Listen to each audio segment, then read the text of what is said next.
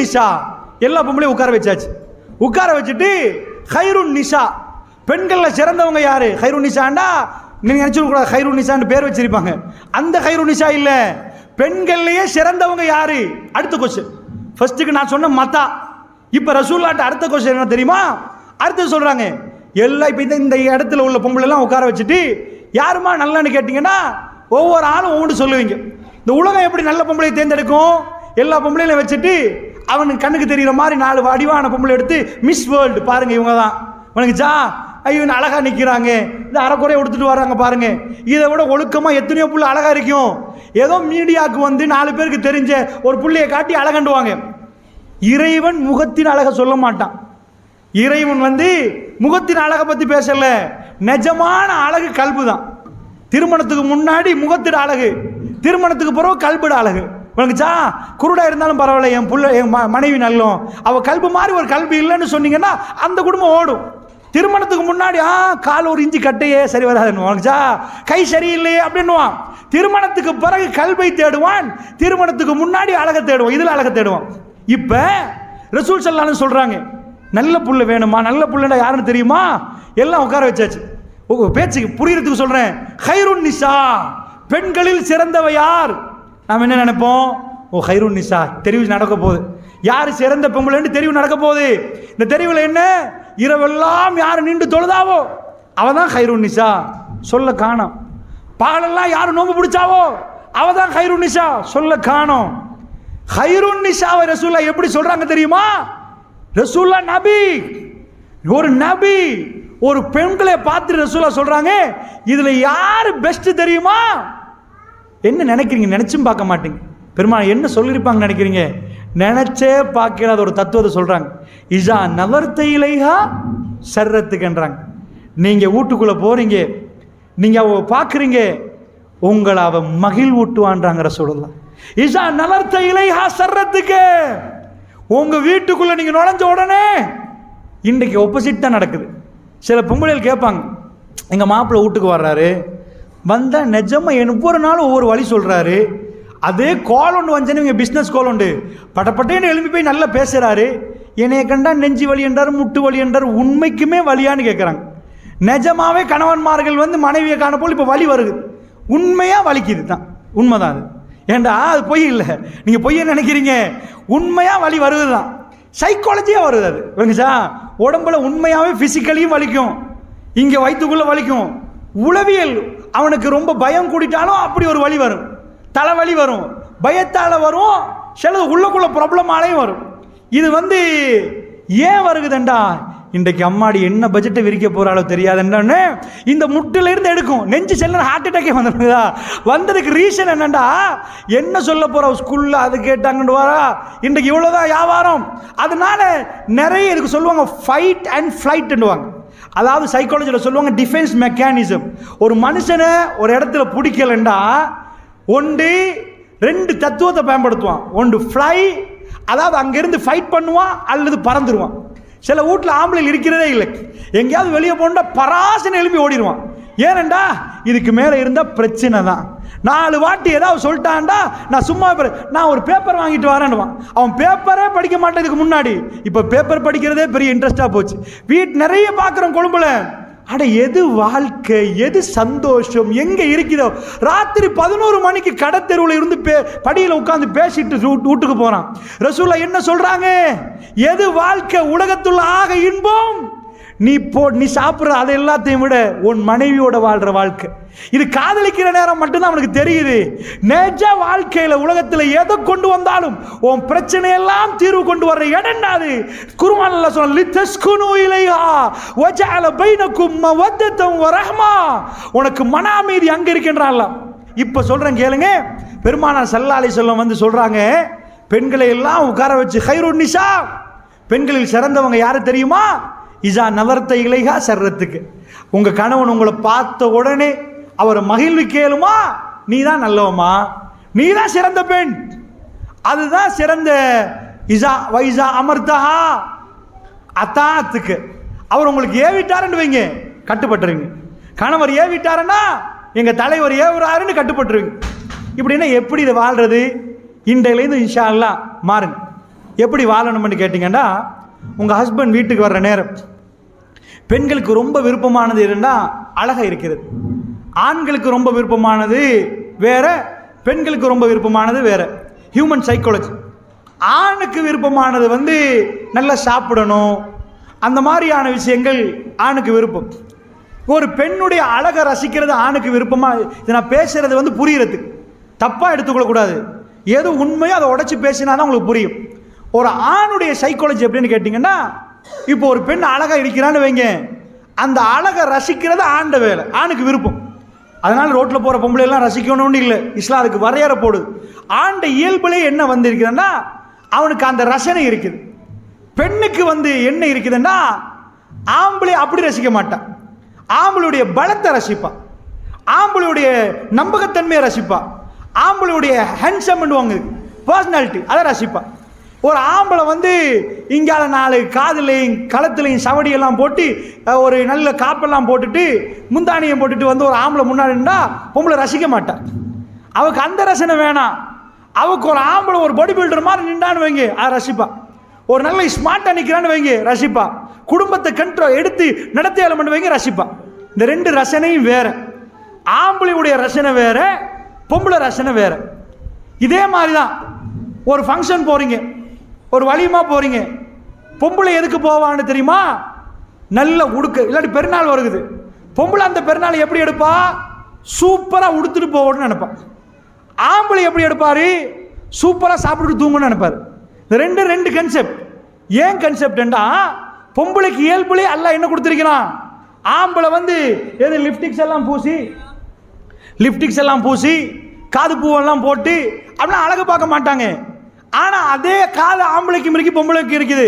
பொம்பளை காது பூ போட பார்ப்பா, 4 இடத்துல முகத்துக்கே நிறைய கிரீம் பூசுவா. ஆம்பளைக்கு மூஞ்ச கழுவிட்டு உடுத்துட்டு போயிடுவான் பரப்பரண்டு. கல்யாண வீட்டில் போயிட்டேன்னு வைங்க, அவனுக்கு எப்போ பிரச்சனை வரும் தெரியுமா? கல்யாண வீட்டில் அவன் கோழி இன்னொருத்தன் சாப்பிட்டா தான் பிரச்சனை வருது. அவன் உடுத்த உடுப்பெல்லாம் இல்லை. பொம்பளைக்கு எப்போ பிரச்சனை வரும் தெரியுமா? அவன் சாப்பிட்ற நோக்கமே இல்லை. என்னோட எனக்கு இதுக்கு முன்னாடி ஒரு டிரைவர் இருந்தார், என் நண்பன் கூட. அவர் சொல்லுவார், அவர் எம்பசியோட டிரைவர். இதுக்கு முன்னாடி ஒரு எம்பசியில் டிரைவிங் செஞ்சார். பெரிய பெரிய ஃபங்க்ஷனுக்கு போனால் அங்கே நிறைய சாப்பாடு மீயுமா. ஏன் மீயும்டா, உள்ள பொம்பளைலாம் இருக்கிறாங்க பாருங்க, பெரிய பெரிய பிரமுகர்கள் வருவாங்க, இந்த லிப்டிக் சலியாம இருக்க வாயை திறந்து உள்ள போடுவாங்களாம். அதனால நிறைய சாப்பிட மாட்டாங்களாம். அவங்க வந்து வாயை திறந்து அதை உள்ள போறதுனால சாப்பாடு சாப்பிட்றதுல நோக்கம், இது அழிஞ்சிட்டுண்டா கேவலமா போயிருமே. அவங்களுக்கு என்ன பிரச்சனைண்டா, ட்ரெஸ் அப்படி இருக்கணும். நான் சின்னத்தில் கூட பிறகு பிற்காலத்தில் தான் யோசிச்சு பார்க்குறேன். சின்னத்தில் நாங்கள் இந்த கல்யாண வீடுகள்லாம் போகிற நேரம் ஆரம்பத்தில் பார்த்துருக்கிறேன், முந்தாணி இப்படி தலையில் போட்டிருப்பாங்க. அப்புறமேல கொஞ்சம் காலம் போக பார்க்குறேன், முந்தாணி கொஞ்சம் களத்தில் இருந்துச்சு. கல்யாண வீட்டுகளுக்கெல்லாம் போனால் தலையிலையும் இங்கே இல்லை, முந்தாணி கையில் இப்படி உனக்குச்சா இப்படி போட்டு சாப்பிடுங்க அப்படின்னுவாங்க. பிறகுதான் நான் சைக்காலஜி படிக்க போல தெரியுது, அது கையில் முந்தாணி போகிறதுக்கு இல்லை, கை நிறைய மரத்தோணி அது இது எல்லாம் போட்டு வச்சிருப்பாங்க. அதுக்கு பிறகு எல்லா காப்பெல்லாம் போட்டிருப்பாங்க. இவன் கிட்ட வந்து சாப்பிடுங்கன்னு சொல்லலை, இதை கொஞ்சம் நல்லா பாருங்கன்னு அர்த்தம். நீங்கள் சாப்பிட்டீங்களோ இல்லையோ இதை பாருங்கன்னு அர்த்தம். அல்லாஹ்வுடைய நல்லடியார்களே, பெண்ணுக்கு இயல்புலே அழகாக ட்ரெஸ் பண்ணணும் என்ற ஆசை இருக்கு. ஆம்பளை எப்போ பெருநாள் வரப்போல ஏன் பட்ஜெட்டை பிடிப்பாங்கண்டா, ஒரு சகோதரர் எனக்கு சொல்கிறாரு, எங்கள் ஒய்ஃப் எல்லாம் கருப்பு தான் உடுப்பாங்க, மூஞ்சி மறைப்பாங்க. இப்போல்லாம் கருப்பு, அதாவது மூஞ்சி மறைக்கிறாங்களோ நான் கலராக கொடுக்குறாங்க, தப்பெல்லாம் நான் சொல்லலை, அவர் சொல்கிறது சொல்கிறேன்.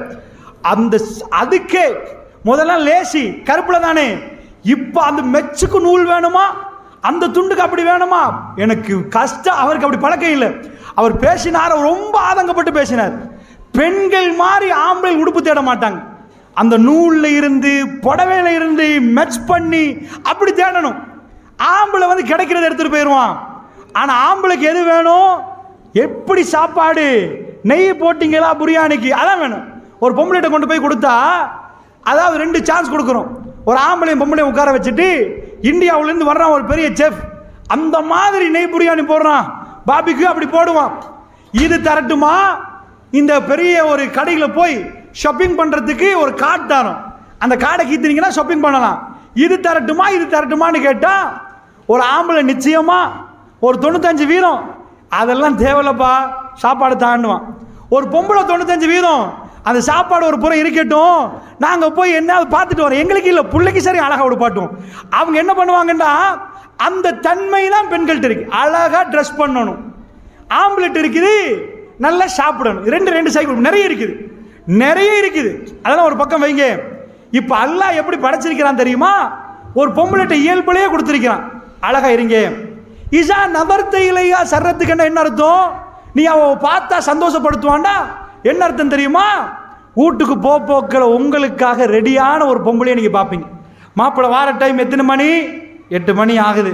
வளமையாக 7 மணிக்கு வருவாரா? அல்லது நைட்டுக்குரிய உங்களுக்குரிய நேரம் ஒன்றைக்கு அதுக்கென்று நீங்கள் ட்ரெஸ் பண்ணணும். உலகத்துள்ள எல்லா மேக்கப்பையும் போட்டு வீட்டுக்குள்ள அப்படி அழகாக ட்ரெஸ் பண்ணணும். இஸ்லாம் தெளிவாக சொல்லி தருது, குர்ஆன் சொல்லுது. வீட்டுக்குள்ள அவுரத்து இருக்குது, புள்ள வர்ற டேட்டில் கதவை தட்டி சலாம் சொல்லணும். கணவன் மனைவி இருக்கிற உங்க புள்ள சலாம் சொல்லி உள்ள வரணும். ஏண்டா அந்த 3 நேரம் சொல்றான்ல, இந்த நேரத்தில் சும்மா புள்ள வர இயலாது, வீட்டுக்குள்ள கண்டிஷன் இருக்குது. இந்த ரூமுக்கு வர நீங்க உடைச்சிட்டு வரக்கூடாதுமா, சலாம் சொல்லி வரணும். அப்படிலாம் ஒரு பெரிய பாடம் நினைக்கிறேன் ரஸ்மி மௌலின்னு சொல்லியிருப்பாரு. நான் உங்களுக்கு சுருக்கமாக அந்த பகுதியை சொல்றேன். இந்த மாதிரி நிறைய ஒழுக்கம் சொல்லி தருது. ஏண்டா நீங்க அழகாக ட்ரெஸ் பண்ணணும் என்று சொல்லுது இஸ்லாம். எதுல ஆம்பளை சந்தோஷப்படுவான்? ஈசா நலர்த்தைகளை உங்களை பார்க்கிற நேரம், உங்களை கேட்கிற நேரம் என்று வரல, உங்களை பார்க்கிற நேரம் அவனுக்கு அவ்வளவு மறக்கணும். இன்றைக்கு அது ரொம்ப சூப்பராக நடக்குது. இந்த திரைப்படம் உலகமெல்லாம் வந்த பிறகு மனுஷருக்கு என்ன வாழ்க்கைன்னு தெரியல. வீட்டுக்கு வர்ற நேரம் கணவன், வீட்டுக்கு வர்ற நேரம் மனைவி ப்ரிப்பேர் ஆகணும் யாருக்காவது தெரியுமான்னு கேட்டா 4 நாளைக்கு அதே கவுன் அவிஞ்சு போய் நிற்கும். அவனுக்கு என்ன மனம் வரும்? அங்கே வீட்டுக்குள்ள உங்களுக்கு பர்ஃபியூம் ஹலால், வெளியே ஹராம். நீங்க அழகா வீட்டுக்குள்ள இருக்கிறது ஹலால், வெளியே வந்து நீங்க கவர்ச்சியான ஆடை அணிகிறது ஹராம். ஏன் தெரியுமா? இந்த உறவு இங்க இருந்து இப்படி பழக்கும், நீங்க அப்படி போனீங்கன்னா வெளியில உறவு பழக்கும். அதான் உங்களுக்கு உள்ள விஷயம். ஈர்ப்பு. ஒரு பொம்பளைய வந்து ஈர்ப்பு டக்குன்னு ஒரு ஆம்பளை ஈர்த்து எடுத்துருவான். நீங்க அழகை ரொம்ப காட்டிட்டீங்கன்னு வைங்க, இது உடஞ்சு போய் அங்க உருவாயிடும்.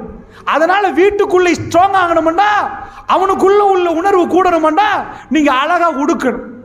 இப்ப இதை இஸ்லாம் எவ்வளவு வற்புறுத்துது, வலியுறுத்துதுன்னு பாருங்க. ஜிஹாது முடிஞ்சு வர்றாங்க, ஒரு போர்க்காலம் முடிஞ்சு ரசூல் ஸல்லல்லாஹு அலைஹி வஸல்லம் வர்றாங்க. வந்தா ஊருக்கு அனௌன்ஸ் பண்றாங்க. என்ன அனௌன்ஸ் பண்றாங்க? ஒரு ஆள் அனுப்பி சொல்றாங்க, மக்களே ஆம்பளைலாம் வாராங்கன்னுங்க, பெண்களுக்கு ரெடியாக சொல்லுங்கன்றாங்க. என்ன? பள்ளிவாசல் தலைவர் மைக்க பிடிச்சிட்டு, மக்களே பயான் முடிஞ்ச வீட்டுக்கு ஆட்கள்லாம் ஆம்பளைகள் வருவாங்க, நைட்டுக்கு எல்லா பொம்பளையும் ரெடி ஆகுங்கண்டா. அடுத்த நாள் பள்ளிவாசல் தலைவருக்கே பிரச்சனையா போயிடும். என்னையா இவர் என்ன வீட்டில் உள்ள பெண்களுக்கு ரெடி ஆகுங்கன்றாங்க. பெருமானார் சொல்லி அனுப்புறாங்க. அந்த காலத்து பொம்பளைகள் வந்து வஸ்கன்ற ஒரு புகை பிடிப்பாங்க. இந்த மல்லிகைப்பூ போடுவீங்க தலைக்கு, இது மாதிரி வஸ்கன்ற ஒரு புகை இருக்கு. அந்த புகை கடுமையாக மணக்கும். முஸ்லீம்ல ஒரு ஹதீஸ் வருகுது, பெண்கள் நைட்டுக்கு அந்த புகை பிடிப்பாங்க வளமையா. அந்த புகை பிடிச்ச பெண்களுக்கு ரசூலுல்லாஹ் சொல்றாங்க, எங்களோட இஷாக்கு வராதிங்க, இஷா தொழுகைக்கு வந்து அந்த புகை பிடிச்சவங்க வராதிங்க. நான் 50 பேருக்கு திரும்பி பார்ப்பான், எந்த பொம்பளை அப்படி மணக்கும். புகையை பிடிக்காதீங்கன்னு சொல்லல ரசூலுல்லாஹ், புகை பிடிச்ச பொம்பளை இங்க வராதிங்கன்றாங்க. நீங்க புகை பிடிங்கம்மா, உங்க கணவனுக்காக பிடிங்க, அழகா நில்லுங்கன்றாங்க ரசூலுல்லாஹ். அற்புதமா இருக்கின்றாங்க. எல்லாம் தலைக்கீழ வரையுது அவங்களுக்கு. இப்ப உலகம் வந்து தலைக்கீழ இயங்குது. ஒரு மனைவி தன் கணவன் வர்றதுக்கு அழகா எடுத்து ரசிச்சு ஒழுங்கா உடுத்து அவரை எதிர்பார்த்திருந்த ஒவ்வொரு நாளுமே லிதஸ்குனு இலைஹா, உங்கள்கிட்ட அவர் மன அமைதி பெறுவார், அவரிடமிருந்து நீங்கள் அன்பை, சந்தோஷத்தையும் அன்பையும் பெறுவீங்க, உங்க வாழ்க்கை அழகா ஓடும். இத வந்து என்ன ஆச்சுண்டா இந்த சித்தாந்தம் இல்லாம போச்சு. நான் இப்படி சொன்னா உங்களுக்கு விளங்கும். எப்படி சொன்னா, ரசூல் ஸல்லல்லாஹு அலைஹி வஸல்லம் காலத்தில் ஒரு போர்க்களம் நடக்குது, பனு முஸ்தலக் என்ற ஒரு போர். இந்த போர் வந்து நம்ம இங்கேருந்து நடக்கிற நேரம் வேப்பக்குளம் போகணும்னா கிலோமீட்டரில் சொல்லுவோம். ரசூல்லா காலத்தில் வந்து நாளில் சொல்லுவாங்க. ஒரு போர் நடந்தால் அது எவ்வளோ தூரம் ஊருன்னு கேட்டால் 5 கிலோமீட்டர் 10 கிலோமீட்டர் 50ன்னு சொல்ல மாட்டாங்க. 9 நாள் 10 நாள் 11 நாள் அப்படின்னுவாங்க. இப்படி நாளில் சொல்லுவாங்க. அப்போ பனு முஸ்தலக் போர் வந்து அந்த ஊர் வந்து 9 நாள் தூரம். ரசூல்லா என்ன பண்ணுவாங்கன்னா, போர்க்களத்துக்கு போகிற நேரம் ஏக காலத்தில் 9 மனைவி பேரெல்லாம் எழுதி சொல்லிட்டு குலுக்கி போட சொல்லுவாங்க. ரசூல்லாவே சூஸ் பண்ண மாட்டாங்க, நீங்க வாங்கம்மா நீங்க வாங்கன்னு சூஸ் பண்ண மாட்டாங்க. அவங்க மனைவிமார்களுக்கு ரசூல்லாவோட அப்படி ஒரு வாய்ப்பு கிடைச்சா அது பெரிய வாய்ப்பா பார்ப்பாங்க, சின்ன வாய்ப்பு இல்லை. எப்போ ஒரு பிரயாணம் போயிட்டு வரலாமே, போறது போர்க்களத்துக்கு, ஆனா கல்பு அப்படி இருக்கும். பெருமானாரோட கிடைக்கும். இந்த வாய்ப்பு ஒவ்வொரு மனைவிமார்களுக்கு கிடைச்சதை நாங்கள் பார்க்குறோம். உதைபியா நேரம் உம்மு சலமார்களும் கிடைச்சிச்சு. இந்த போரில் யார் பேர் வருவதுன்னா குலுக்கி போட்டால் ஆயிஷா அம்மா பேர் வருது. ஆயிஷா ரலியல்லாஹு ரொம்ப மகிழ்ச்சி. ரசூலுல்லாவோட போக்கெடுக்குதே. ஏண்டா 9 நாள் ரசூலுல்லாவோட, திரும்ப 9 நாள் ரசூலுல்லாவோட, 18 நாள் விளங்குச்சா? 18 நாள் கிடைச்ச சான்ஸுக்கு எப்படி போர்க்களத்துக்கு போகிறாங்க? நம்ம டென்ஷனில் உயிரா வாழ்வா சாவான்னு போவோம். அவங்க போய் தாத்தாட்ட போகிறாங்க. அவங்க தாத்தா பேர் என்ன? அஸ்மா ரலியல்லாஹு. தாத்தாட்ட போய் கேட்குறாங்க, தாத்தா நான் தான் போர்க்களத்துக்கு போகிறேன் ரசூலுல்லாவோட, எனக்கு நல்ல அழகா என்ன, எனக்கு ஒன்றும் இல்லை அவங்கள்ட்ட போடுறதுக்கு, அவ்வளோ வருமா அவங்கள்ட்ட. தாத்தாட்ட வந்து ஒரு மாலை கேட்குறாங்க. அந்த மாலை வந்து யமன் நாட்டு முத்தால செஞ்ச ஒரு மாலை, அழகா போட்டுக்கொள்றாங்க. நான் கேட்குறேன், இந்த ஹதீஸ் புகாரில் வருகுது, எப்போ இந்த செய்தி வருகுதுண்டா, இந்த செய்தி இது எப்போ இந்த சம்பவம் நடக்குதுண்டா, ஹிஜாபுடைய சட்டம். ஹிஜாபு சட்டம் என்னன்னு தெரியுமா? ரசூலுல்லாவுடைய மனைவிமார்களுக்கு அல்லாஹ் முழுக்க மறைக்க சொன்னான். மற்ற பெண்களுக்கு இல்லை, முழுக்க மறைச்சிடணும். ஃபுல்லாக கருப்பு, அடையாளம் தெரியக்கூடாது. அதான் ஹிஜாபு சட்டம் பண்ணா ரசூலுல்லாஹ்வுடைய மனைவிமார்களுக்கு. மறைச்சிட்டு ஹவுதஜ் அப்படின்னு ஒரு பெட்டி இருக்குது. இந்த பெட்டிக்குள்ளே ஏறிடுவாங்க. ஏறினா பெட்டியை தூக்கி ஒட்டகத்தில் வைப்பாங்க, 4 மூலையில் தூக்கி போட்டு வைப்பாங்க. ஏண்டா ரசூலுல்லாஹ்வுடைய மனைவிமார்கள் வந்து திருமணம் முடிக்கலாம் இன்னொரு ஆளுக்கு, அவங்க உம்மாமார்களாக மாறிட்டாங்க. எனக்கு அவங்க தாய், உங்களுக்கு தாய், அதனால் யாரும் தப்பாக பார்த்துடக்கூடாது, அது நடக்கக்கூடாது என்பதுக்கு பிற்காலத்தில் இந்த சட்டம் வந்துச்சு. உம்மஹாத்துல் மூமினீன்னு சொல்லுவோம். இப்போ ஆயிஷா நாய் முழுக்க மறைக்கப்பட்டாச்சு. கருப்பு ட்ரெஸ்ஸில் மறைக்கப்பட்டு ஃபுல்லாக டோட்டலாக மறைக்கப்பட்டு போகிறாங்க. இப்போ உங்களுக்கு தோணும், அவங்க எதுக்கு இந்த பெண்டன் கேட்டாங்க, எதுக்கு இந்த மாலை கேட்டாங்க? அங்கே போய் கூடாரத்தில் இருக்கிற நேரம் பெருமானாருக்கு ஆயிஷா நாய் எவ்வளோ அழகாக இருந்திருப்பாங்கன்னு நீங்கள் ஃபீல் பண்ணுங்க. எதுக்கு, எப்படி நிற்கிறாங்க? இன்றைக்குள்ள மனைவிமார்களே, உங்கள் கணவர் வர்ற நேரம் அதுக்கென்று நீங்கள் ரெடியாகி, அதுக்கென்று நீங்கள் அவர் இதை ரசிப்பார், அவர் எதை ரசிப்பார், அவர்கிட்ட அதை கேட்க வைக்கப்படுறீங்க. எதையெல்லாம் பேச வெக்கம் இல்லையோ, அதாவது வெக்கப்பட வேண்டிய இடத்துல வெக்கப்படணும் தாய்மார்களே. எப்படி நாங்கள் அப்படி நிற்கிறது? அதுதான் இஸ்லாம். பெருமானார் என்ன சொன்னாங்க? கைருன் நிசா, பெண்களில் சிறந்தவ யாரு தெரியுமா? இஸா நவர்த இலைஹா சர்ரத்துக்கு, நீங்க அவ பார்த்தீங்கன்னு வைங்க, அப்படி ஆசை, அவ்வளவு சந்தோஷப்படுத்துவா. அந்த ஒரு பார்வை உங்களை சந்தோஷப்படுத்தும். ஒரு ஆணுடைய பிரச்சனை களைஞ்சு போயிடும். அந்த அளவுக்கு உங்களை செல்லமா. இன்னும் சொல்றேன் கேளுங்க, ஒரு பொம்பளையோட பேச்சு ஆம்பளையோட பேச்சு வித்தியாசம். ஆம்பளை என்னன்னு கேட்பா, பொம்பளை என்னன்னு ஒரு குழஞ்சு பேசுவா. ஆம்பளை குழஞ்சு பேசினானே வராது. இன்றைக்குள்ள பெண்கள் கணவன்மார்களோட, உங்களுக்கு கணவன்மார்களோட வாழ்ற வாழ்க்கையில் அல்லாஹ் உங்களுக்கு தந்த கிஃப்ட் என்ன? குழஞ்சு பேசுறது. இந்த குழஞ்சு பேசுறது எப்படி பேசுறாங்களோ வேற ஆம்பளையோட தான் பேசுறாங்க. சொல்லுங்க, அவர் இல்லையே, அவனுக்கு நல்ல பேசுறாவே, மாப்பிள்ளையோட எடுத்தெறிஞ்சு பேசுறா. இஸ்லாம் என்ன சொல்லுது? வலா தக்லவுன பில் கவுல், பிற ஆண்களோட குழஞ்சு பேசுறாதீங்க, கவர்ந்துருவான், உங்களை குறி வச்சிருவான், உங்களை டார்கெட் பண்ணிடுவான். இதெல்லாம் தடுக்குது. உங்களுக்கு படம் என்ன சொல்லி தந்துச்சு? குழஞ்சு பேசுமா, அடுத்தவனோட முன்னாடி இப்படி நடமா, வீட்டில் போனா சண்டை பிடிமா. இதுதான் இந்த சித்தாந்தம். பெருமானார் ஸல்லல்லாஹு அலைஹி வஸல்லம் சொல்றாங்க, பெண்களே, நான் பேசுற இந்த விஷயங்களை எல்லாம் ஹதீஸ்ல இருந்து பேசுறேன், குர்ஆன்ல இருந்து பேசுறேன். நீங்க ரெடி ஆயினீங்களா? அந்த சித்தத்தை உண்டா? இந்த சித்தாந்தத்தை உண்மையா சொல்ல போனா நம்ம எல்லாம் ஹோமோன்ஸ். அப்படின்னா என்ன? எங்களுக்குள்ள அந்த ஹோமோன் வரணுமா? சிந்தனையே இல்லைண்டா இல்லறம் இல்லை. அதுதான் அந்த சிந்தனை வரணுமா இருந்தா அந்த ஹோமோன் சுரக்கணும். உங்களுக்கு புள்ள கிடைக்குதுன்னு வைங்களேன், நீங்க புள்ளைக்கு வந்து பால் கொடுக்குறீங்க. அந்த பால் எப்படி உருவாகுது? ஆக்சிடோசின் சில ஹோமோன்ஸ் இருக்குது. அந்த ஹோமோன் சுரக்கிற நேரத்தில் அன்பு கூடுது, அந்த அன்புல பால் வருகுது. அந்த மாதிரி ஒவ்வொன்றும் ஹோமோன். ஆம்பளைக்கு டெஸ்டோஸ்டெரோன் ஹோமோன் இருக்குது, பொம்பளைக்கு ஈஸ்ட்ரஜன் ஹோமோன் இருக்குது. இதெல்லாம் நல்ல வலுப்பட்டாதான் உறவு நல்ல மேற்படும். அப்படி வர்றதுக்கு ஆணும் பெண்ணும் விளையாடணும், அவங்க செல்லமா விளையாடணும். சொன்னாங்களே ரஷ்மி உஸ்தாத் சொன்னாங்க. உங்களுக்கு என்ன சொன்னாங்க? ரசூலுல்லாஹ் ஆயிஷா நாய் ஓடினாங்கன்னு. சும்மா சரி பள்ளி மௌலவியும் அவ வைஃபும் ஓடினாங்கன்னு வைங்க, ஒரு கிரவுண்டில் யாரும் இல்லாத நேரம், எல்லாரும் காட்டி ஓடலை. அவங்க ஓட்ட பந்தயம் வந்து அந்த ஹதீஸில் எப்படி வருவதுண்டா, அதாவது ஒரு கிரவுண்ட் இருக்குது, அது பொதுவாக கணவன் மனைவி ஓடுவாங்க. எல்லாரும் இதை கொஞ்சம் இதாக்கி வைங்க, எல்லாரும் என்ன செய்வாங்க? ஓடுவாங்கன்னா எல்லாரும் பார்க்க ஓடுவாங்கன்னு நினச்சிடாதீங்க. இந்த ரேஸ் இல்லை, யாரும் இல்லாத ஒரு இடம், கணவன் மனைவி சந்தோஷமாக இருக்கிற இடம் அது. அந்த மாதிரி ஓடுவாங்களா? அந்த ஓட்டம் இன்றைக்குள்ள ஹசரத் வைஃபோட நானும் ஓடணும்னு பீச் ஓரமாக யாரும் இல்லாத ஓடினா யாருக்காவது கேள்விப்பட்ட ஹசரத் பெட்டி படுக்க எடுத்துட்டு போயிருங்க. ஓடுறதுக்கு அவங்கள கூட்டி வந்தவங்க தொழுவிச்சு போட்டு அங்கே ஓடுறீங்கன்னு வாங்கதா. சாப்டர் என்னண்டா இஸ்லாம் என்ன வாழ்க்கை சொன்னதுன்னு புரியல. அதான் சொன்னேன், நிர்வாகி மைக்க பிடிச்சிட்டு பெண்களை ரெடி ஆகுங்கண்டா இவர் நிர்வாகத்துக்கு சரி வர மாட்டாரு அப்படின்றவாங்க. அதனால அந்த மாதிரி பெருமாள் ஸல்லல்லாஹு அலைஹி வஸல்லம் எவ்வளவு பிரச்சனை இருந்துக்கு. 9 மனைவி, அங்கால பேர குழந்தைகள் இருக்கிறாங்க, இங்கால புள்ள, பள்ளிவாசல்ல மிம்பர்ல பயான் பண்ணணும், 5 வக்து தொழுவணும், ஜனாசா வந்த கடமையை செய்யணும், ஜக்காத்து நிர்வகிக்கணும், ஊர்ல ஃபத்வா கேட்டு வருவாங்க, நைட்டு கதவை தட்டுவாங்க, காலையில கதவை தட்டுவாங்க, பெருமானார் உங்களை பார்க்கணும் பண்ணுவாங்க, பேசணும் பண்ணுவாங்க, விருந்தாளி வருவாங்க, எல்லாத்தையும் பார்க்கணும். இப்படி பார்த்தோன்னா நம்ம செத்து போயிடும். இருக்கிற ஒண்டோட வாழையலான்றாங்க, கண்ணே பொண்ணுன்னு ஒன்று தான்றாங்க. 9 மனைவியும் சந்தோஷப்படுத்தலுமா?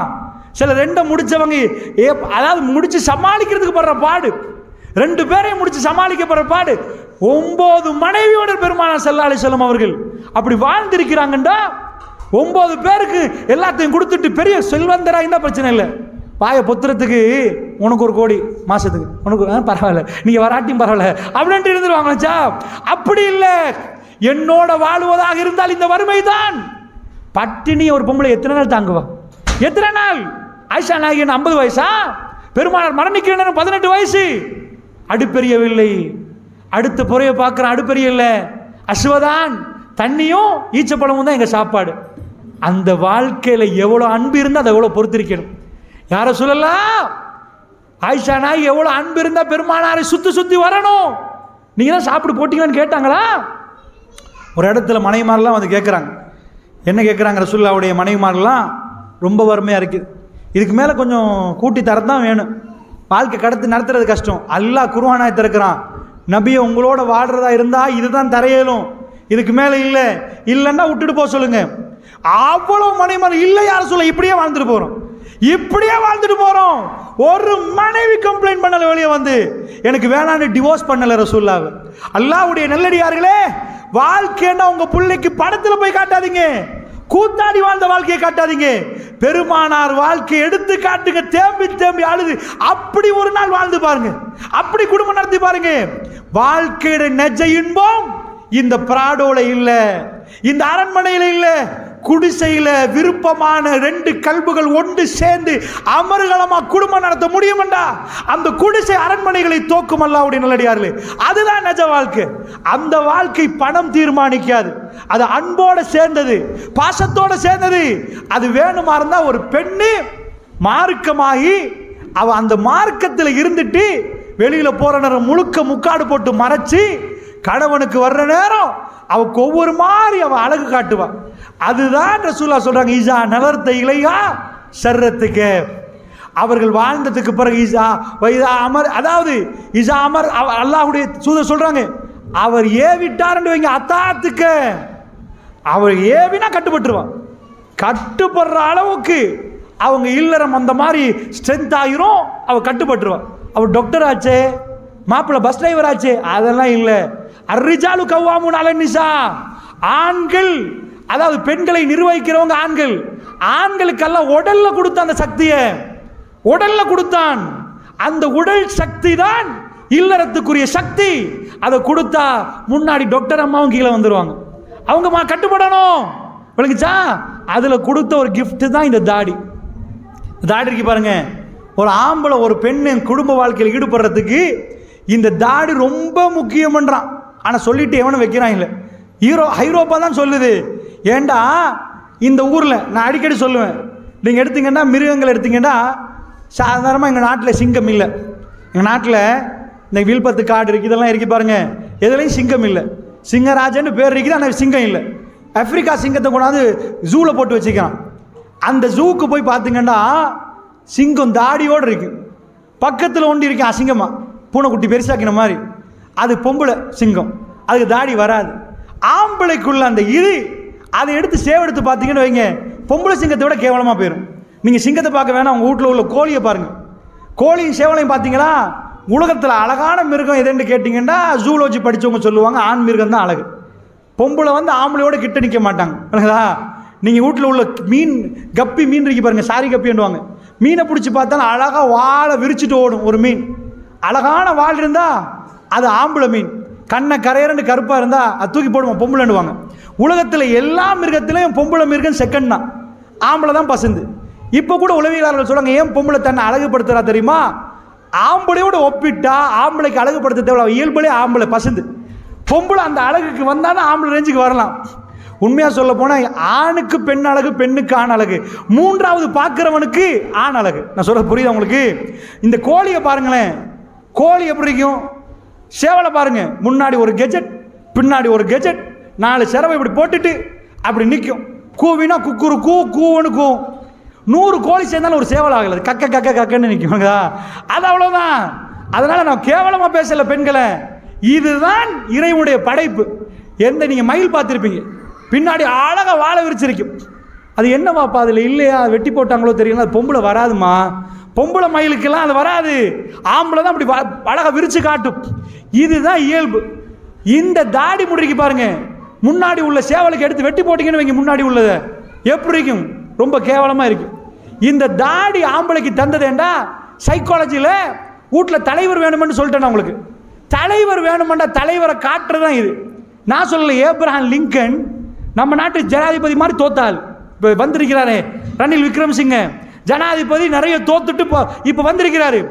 ஏப்ரஹாம் லிங்கன் இதே மாதிரி தோத்து தோத்து தோத்து தோத்து தோத்து தான் அந்த ஆள் வெத்தினான். எழுதுறான் புக்கில், நான் வெற்றி பெறுவதற்கு தாடியும் காரணம் பண்ணுறான்.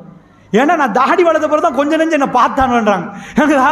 அவன் சொல்கிறான், அவன் புக்கில் எழுதி வச்சிருக்கிறான், என்னண்டா ஒரு தாடி வச்ச நல்ல அடர்த்தியாக தாடி வச்ச 4 ஆம்பளை நடந்து வந்தாங்கன்னு வைங்க, வீட்டுக்குள்ள உள்ள பொம்பளை சும்மாவே முக்காடு போட்டு கொஞ்சம் உள்ளே போயிடுவாங்க. ரோட்டில் நடக்கிறாங்க தாடி வச்ச ஆட்கள். இந்த தாடி என்ன பண்ணுமென்னா ஒரு ஆளுமையை தரும். வீட்டில் போய் நீங்கள் கட்டளை போடுற நேரம் இறைவன் உங்களுக்கு தந்தது. சிங்கத்துக்கு எடுத்து பார்த்தா தான் விளங்கும், ஜூவில் போயிட்டு ஒரு நாளைக்கு நல்லா சேவை எடுத்து பார்த்தா பொம்பளை சிங்கம் கட்டுப்பட்டு தான் விளங்குவாங்க. அது பிடிச்சி இப்படி நிற்கிற நேரம் பொம்பளை சிங்கம் அங்கிட்டு நிற்கிறோம். பொம்பளை சிங்கம் தான் வேட்டையாடி கொடுக்கும், ஆம்பளை சிங்கம் தூங்குறது தான் வேலை. அதான் உண்மை. பெண் தான் வேட்டையாடிட்டு வரும். அந்த கௌரவம் அந்த அந்த அப்படி நிற்கும். இதெல்லாம் எடுத்து போட்டு இதெல்லாம் இது பண்ணிட்டு குடும்ப வாழ்க்கை நடத்தலையா? எப்படிப்பா நடக்கும்? முக்கியமான கேஜெட்லாம் எடுத்து போட்டு எப்படி வரும்? இதெல்லாம் சும்மா தந்தானல்ல, இது சும்மா வருவது. பெண்ணுக்கு வராத ஆணுக்கு வர்ற முடி, இது புருவம் இருக்குது. இந்த தலைமுடி எங்களோட கூட இருக்குது. உங்களுக்கு தலைமுடி அழகை காட்டும், இது ஹேண்ட்ஸமாக காட்டும். இது அழகுக்கு வளர்க்கறது இல்லை, இது ஒரு ஆளுமையை காட்டும். விளங்குச்சா? இது இதை காட்டும். இப்போ உள்ளவனுக்கெல்லாம் காதல் தோல்வியோ அதான் தாடி வளர்க்குறாரு போலன்ட்டு போயிட்டான். எல்லாம் சித்தாந்தத்தை மாற்றி விட்டுட்டான். இந்த படங்காரன் எல்லாம் மாற்றிட்டான். அதனால் அன்பானவர்களே, இப்போ சொல்கிறேன், இதையெல்லாம் நீங்கள் செய்யணும்னு இந்த சித்தாந்தத்தை வீட்டுக்குள்ளே போய் இன்றைக்கு ப்ரிப்பேர் வெக்கத்தை விடுங்க. சைத்தான் வேணுமெண்டே வெக்கத்தை உண்டாக்குவான். எப்படிப்பா நாங்கள் உடுத்துக்கிடுத்து ஹஸ்பண்ட் முன்னாடி நிற்கிறது? அதுக்காக நான் சொல்லலை உங்களுக்கு பெரிய காஞ்சிபுரம் சாரி எடுத்து விடுங்க, அப்படி சொல்லலை. அவருக்கு என்ன விருப்பமோ அதை பார்த்து விடுங்க. உங்கள் அறைக்குள்ள அந்த அழகு இருக்கணும் என்பதுக்கு தான் ஆயிஷா நாங்கள் ரொம்ப தெளிவாக சொல்கிறாங்க. நான் யமன் நாட்டு முத்து மாலை எடுத்து போட்டு போனேன், வர்ற வழியில் ஹவுதஜை நிப்பாட்டினாங்க, ஒட்டகத்தை நிப்பாட்டினாங்க. நாங்கள் இயற்கை தேவை செய்கிறதுக்கு அங்கே டாய்லெட் இல்லை, அரபு நாட்டில் போகிற வழியிலலாம் நிப்பாட்டுங்கப்பா, பப்ளிக் டாய்லெட்டுக்கு போயிட்டு வரண்டே இயலாது. இருட்டுக்கு ரொம்ப தூரம் போவாங்க, யாருக்கும் தெரியாத இடத்துல இருட்டு தான் அவங்க டாய்லெட். அவங்க போய் இயற்கை தேவையை செஞ்சுட்டு வந்துடுவாங்க. வேறு அங்கங்கெல்லாம் கூடாரம் அடிச்செல்லாம் இல்லை. அப்படி போயிட்டு வர்ற நேரம் என் களத்தில் உள்ளது இல்லைன்னு நான் உணர்ந்தேன். நான் தேட ஆரம்பித்தேன். பிரயாண கூட்டம் போயிட்டாங்கன்றாங்களே, அந்த ஹதீஸ் எல்லாருக்கும் தெரியும். சரியா? அப்படி என்றால் ஆயிஷா ரலியல்லாஹு அன்ஹா தன்னுடைய கணவர் ரசூலுல்லாவுக்கு எப்படி அழகை காட்டியிருக்கிறாங்க. ஹராமா இல்லை. மனைவிமார்களே, பெண்களே, நான் கேட்குறேன், என்ன ஒரு பகுதி பேசிட்டு போகிறேன்னு நினைக்காதீங்க. உண்மையாக ஆண்கள் பகுதியும் பேசணும், 2 பக்கமும் பேசணும். ஆனால் ஒரு சப்ஜெக்ட் உங்களுக்கு சொல்கிறேன், இதை நீங்கள் செஞ்சீங்களா? அவர் ஏன் அடுத்த பொம்பளையை பார்க்க போகிறாரு? அவர் ஏன் பார்க்குறாரு? நீங்கள் வீட்டுக்குள்ளே இருந்து அதே கவுனோட 4 நாளைக்கு உட்காந்துட்டு வெளியில் போகிறீங்களா, டாக்டர்கிட்ட போகிறீங்களா, ரொம்ப அழகாக கொடுத்துட்டு போகிறீங்க, ஸ்கூல் போகிறீங்களா, ரொம்ப அழகாக போகிறீங்க. ஏன் வீட்டுக்குள்ளேயே அழகு காட்டணும்? குழஞ்சி பேச வேண்டிய இடம் கணவன். ரசூல் ஆயிஷா நாயோட எப்படி பேசுவாங்க தெரியுமா? ஆயிஷ் என்றுவாங்க, செல்லமாக கூப்பிடுவாங்க, வெள்ள புள்ளேன்னுவாங்க ரசூல்லா. ஆயிஷா நாய்க்கு ஒவ்வொரு பேர் வச்சிருக்கிறாங்க ரசூல்லா. ஆயிஷ் என்னமாடுவாங்க, செல்லமாக பேசுவாங்க. ஒரு நாள் அபூபக்கர் ஆயிஷா நாய் என்ன பண்ணுறாரு, கொஞ்சம் உருக்கி பேசுகிறார். ரசூல்லாவுக்கு எப்படி பண்ண, அவர் கல்பு ரசூல்லாவுக்கு கொடுத்துருக்கிறாரு. ரசூலுல்லா கொஞ்சம் அபூபக்கர் சேப்பாக்கி அனுப்பிட்டு ஆயிஷா நாய்க்கு குத்தி சொல்றாங்க, எப்படி வாப்பட்ட இந்த எப்படி எப்படி விளையாடி இருக்கிறாங்கன்னு பாருங்க. சுப்ஹானல்லாஹ். ஆயிஷா நாய் சொல்றாங்க, வானா ஹைல், நான் ஹைலில் வேதனைப்படுவேன், எனக்கு மாதவிடாயில் நிற்பேன். பெருமானார் வருவாங்க, என் மடியில் அப்படியே சாஞ்சிருவாங்க, சாஞ்சு குர்ஆன் ஓதிட்டே இருப்பாங்க. எனக்கு ஆயிஷா நாய் எப்படி வர்ணிக்கிறாங்க பாருங்க, வானா ஹைல், நான் ஹைலில் நிற்பேன். அந்த நேரத்தில் இறைச்ச நான் கடிச்சிருப்பேன். பெருமானார் கேட்பாங்க, எங்கால கடிச்சிங்க, எப்படி கடிச்சிங்க? எடுத்து ரசூல் ஸல்லல்லாஹு அலைஹி வஸல்லம் சாப்பிடுவாங்கன்னு சொல்ற அளவுக்கு வாழ்ந்திருக்கிறாங்கண்டா. பெண்களே, தாய்மார்களே, எங்களுக்கு அற்புதமான ஒரு வாழ்க்கை இருக்கே, நம்ம சாக்கடையில் போய் விழுந்திருக்கிறோம். இதனால ஃபங்க்ஷனை பெருசாக எடுக்கிறோமே தவிர வாழ்வதற்கு தகுதியான்னு நம்ம பார்க்கல, நம்ம பிள்ளைகள் அப்படி நிற்கிறாங்களான்னு பார்க்கல. அதனால அன்பார்ந்தவர்களே, படிச்சு கொடுங்க. புரியறதுக்கு சொல்றேன். நபிகள் நாயகம் ஸல்லல்லாஹு அலைஹி வஸல்லம் உங்க வாழ்ந்த வாழ்க்கை 2 வாழ்க்கை.